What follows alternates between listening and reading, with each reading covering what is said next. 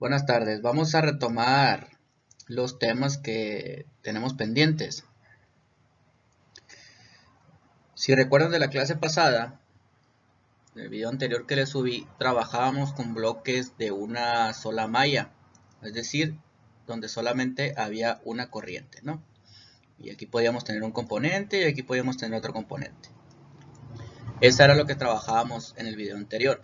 Bien, y ahora vamos a estudiar lo que sería, qué pasaría si tenemos dos mallas.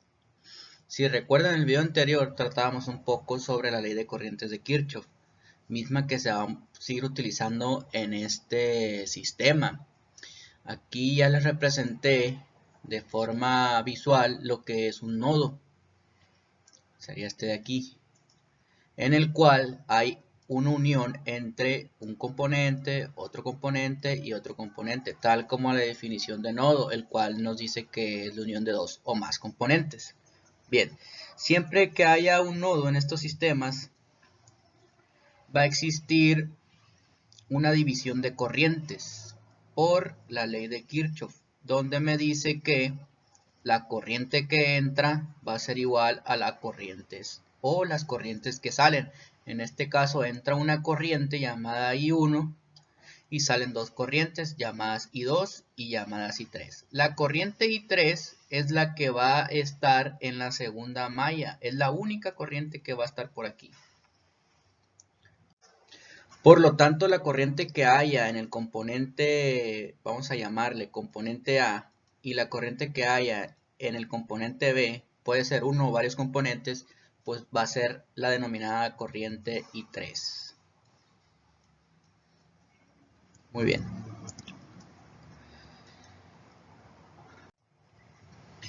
Y recordarles que tenemos que obtener estas cuatro relaciones una vez que obtengamos las ecuaciones de cada una de las corrientes. Tendríamos prácticamente una ecuación por componente, porque en este componente está presente la corriente I1 en el primer componente.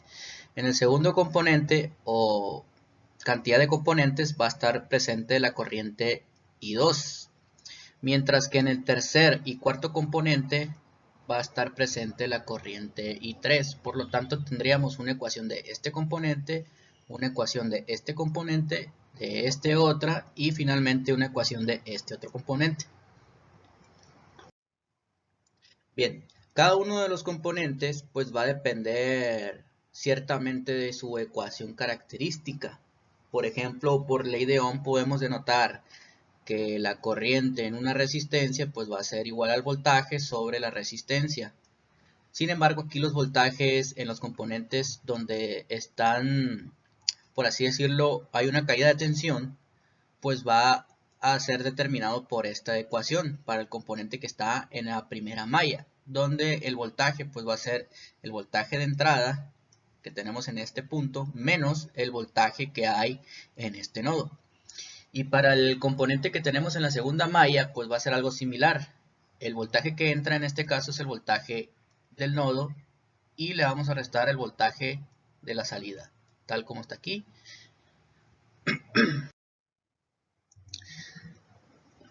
Y para cada uno de los componentes, pues vamos a tener una ecuación característica que nos representa la corriente de ese componente, en el cual, por ejemplo, la corriente de una resistencia, pues va a ser el voltaje que hay en esa resistencia sobre el valor de la resistencia. Para el caso de la corriente en un inductor, pues va a ser igual al inverso de la inductancia por la integral del voltaje que hay en ese inductor. Y para el caso del capacitor, pues va a ocurrir algo similar. Va a ser la capacitancia por la derivada del voltaje que hay en ese capacitor. Aplicando las ecuaciones de la diapositiva anterior, tenemos lo siguiente. Para el caso del primer componente, la corriente es la denominada I1, en la cual pues va a ser igual al voltaje que hay en la resistencia 1, como ya vimos en las diapositivas anteriores. Sabemos que aquí hay una caída de tensión, el cual el voltaje en esa resistencia pues es el voltaje de entrada menos el voltaje del nodo. Bien, sustituimos eso en el voltaje de R1, entre comillas, y obtenemos lo siguiente: voltaje de entrada menos voltaje del nodo entre la resistencia. ¿De dónde salió esto? Recordemos las ecuaciones anteriores. Algo similar va a ocurrir con la ecuación de la corriente 2, donde el único componente es el capacitor que tenemos aquí. Entonces, si recordamos la ecuación, es la capacitancia por la derivada del voltaje que hay en ese capacitor, lo cual nos quedaría de la siguiente manera. Aquí tenemos una caída de tensión, donde viene el voltaje del nodo. Sin embargo, aquí, hablando en términos ya más físicos, más electrónicos, hay una puesta a tierra, lo cual significa que aquí tenemos 0 volts. Hay una caída de tensión nula, no hay caída de tensión aquí. Por lo tanto, el único voltaje que tenemos disponible pues es el voltaje del nodo, hablando en términos generales, ¿no? Lo cual me quedaría que va a ser la capacitancia que tiene este componente, este capacitor, por la derivada del voltaje que existe en el nodo.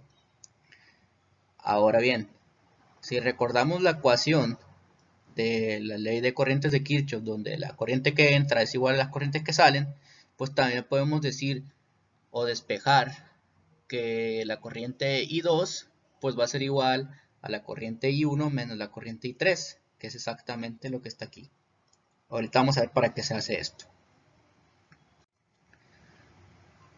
Para el siguiente componente, que es este inductor, la corriente es la denominada I3, por lo cual bastaría únicamente con indicar la ecuación del inductor, donde va a ser el inverso de la inductancia por la integral del voltaje que hay en el inductor.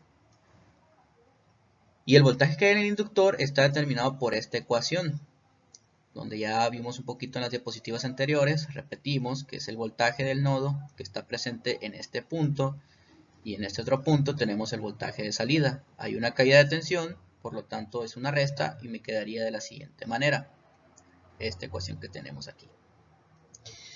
Para el caso del componente final, el componente que está en la salida, recordemos que aquí tenemos un voltaje de salida, es una resistencia, y si recordamos la ecuación, pues va a ser el voltaje entre la resistencia. El único voltaje presente en este nodo pues es el voltaje de salida, porque aquí recordemos que es una puesta a tierra, por lo tanto tenemos un voltaje nulo, no hay nada que restarle, entonces sería voltaje de salida únicamente entre la resistencia o el valor de la resistencia 2. Y esto sería parte de lo que hacemos siempre, hacer transformadas de Laplace. Simplemente sacamos la transformada de cada una de las ecuaciones y obtendríamos cada una de las transformadas. Aquí tenemos la primera transformada, aquí la segunda, aquí la tercera y aquí la cuarta transformada.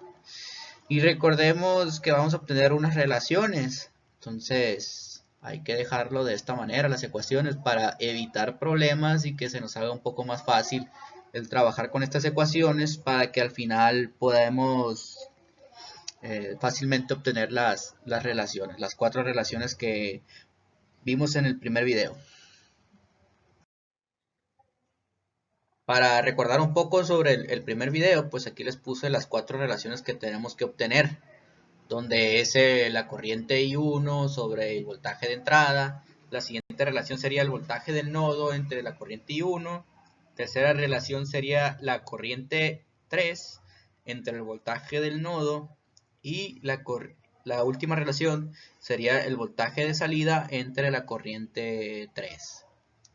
Dicho de otra manera, pues aquí estamos obteniendo las ecuaciones. Tenemos la primera ecuación donde simplemente habría que pues despejar, este lo pasamos hacia el otro lado, va a pasar dividiendo y obtendríamos la primera relación, esta de aquí. Para la siguiente relación pues sería algo similar, donde tengo esta forma de ecuación. Me interesa que el voltaje me quede arriba, por lo tanto podría pasar todo esto hacia el otro lado, dividiendo, y el CS pasarlo hacia el otro lado, dividiendo al 1 que nos quedaría de este lado, ¿no? Ya sabemos eso. Por lo tanto me quedaría esta ecuación. Y pasaría algo similar con la tercera y cuarta relación. Aquí tenemos las relaciones tal cual nos sirven para obtener los bloques. Serían estas cuatro relaciones. Y ya recordemos del video anterior que podemos indefinidamente pues ponerle dos componentes, aunque aquí nos diga que solamente está el voltaje de entrada. Eso ya lo vimos en el video anterior.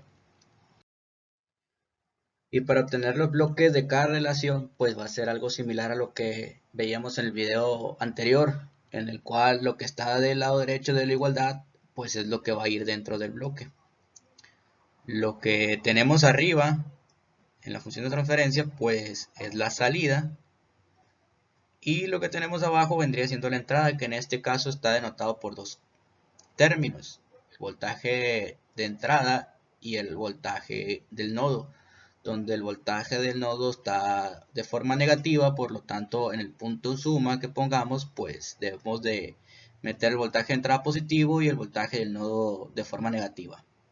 Y lo mismo va a ocurrir para cada uno de los bloques. Aquí tenemos algo similar, en este caso también tenemos algo similar, y en el último caso pues es más sencillo porque ya tenemos una función de transferencia donde nada más tenemos un término arriba y un término abajo, en el cual el de arriba pues va a ser la salida y el de abajo pues va a ser la entrada, y lo que está del lado derecho de la igualdad pues es lo que va a estar dentro del bloque. Y de la misma manera del video anterior, pues tenemos que unir en este caso cada uno de los componentes, los I1 con los I1, los I3 con los I3, los VA con los VA, etcétera, etcétera, ¿no? De forma tal como aparece en el bloque más grande, en el primero, en el de más arriba, donde ya tengo unido todos los bloques. Y una vez unidos los bloques, pues directamente empezamos con la reducción. Por ejemplo, el primer paso, pues podríamos sacar este punto de bifurcación, trasladarlo enfrente de este bloque, de esta manera. Al hacer eso, pues ya sabemos que tenemos que sacar el inverso del bloque que saltamos. Aquí está puesto. Y aquí se ve como ya lo saltamos. Y pues es más de lo mismo, ¿no? Entonces, recordemos que aquí teníamos dos bloques en serie, pues ya sabemos que es multiplicarlos, el que teníamos de este lado por el que estaba del lado derecho. Y más de lo mismo, miren, aquí nos queda una retroalimentación, tal que así, pues aplicamos la fórmula para la retroalimentación unitaria, porque aquí no tenemos ni un bloque. Den en cuenta que tenemos un 1. Lo cual reducido pues nos queda de la siguiente forma. Y pues lo siguiente podríamos sacar por ejemplo este hacia este lado, lo cual nos haría que saltemos este bloque que tenemos aquí. Por lo tanto tendríamos que meter el inverso en esta parte, que es lo que está en la diapositiva siguiente. Bien, como les comentaba, aquí tenemos el inverso. Tenemos el inverso de otro bloque que saltamos anteriormente. En este lado podemos hacer una multiplicación porque están en serie, lo cual nos quedaría de la siguiente manera. Aquí tenemos una retroalimentación, ahora sí, donde existe un componente en la parte de abajo, que sería esta parte de aquí, lo cual nos quedaría como se mostrará en la siguiente diapositiva. Y finalmente haríamos una retroalimentación de todo, porque esto nos quedaría en serie. Estos dos bloques de aquí nos quedarían en serie. Los que nos salga de la retroalimentación de este lado nos va a quedar en serie con este bloque. Por lo tanto, pues aplicamos el feedback, ¿no? Tal como viene en la siguiente diapositiva. Y esto es lo que les comentaba. Podemos, estos dos bloques están en serie, los multiplicamos y luego sacamos la retroalimentación con el bloque que tenemos aquí en la parte de abajo, lo cual nos quedaría de esta forma. Finalmente aplicamos todo el álgebra necesaria para que nos quede un solo numerador y un solo denominador, tal como tenemos en este último bloque. Bien, esta sería la representación final de la reducción del sistema de bloques. Y el resultado de nuestra función de transferencia, pues podríamos ya acomodar los términos en función de el exponente mayor y factorizar las s en este caso, y los términos constantes pues dejarlos al último. Y este sería el resultado, y así sería una reducción de bloques ya de un sistema de dos mallas. Este sería el procedimiento para todos los sistemas eléctricos en los cuales existen dos mallas.